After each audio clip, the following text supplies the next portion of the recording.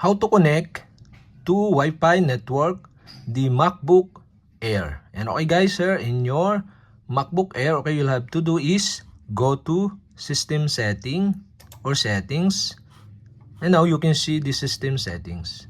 And okay, on the left side of this system settings, you can see the Wi-Fi. And okay, you'll have to do is go to this. First, you can turn on the Wi-Fi network by turn on the switch button on the right side. Okay, you can turn on this. And okay guys, here in other network, you can see the available network. So for my example, I connect into Virus network. And okay guys, you'll have to do is put the arrow on the Virus network and click the connect button on the right side of this Wi-Fi network. And the pop-up will show, and now you can enter the password of this Wi-Fi.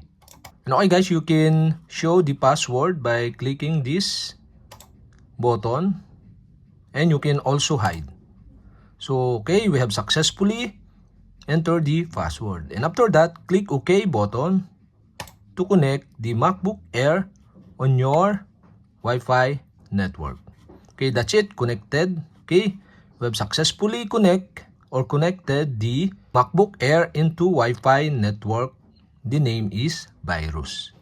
And that's it. Okay, thank you for watching.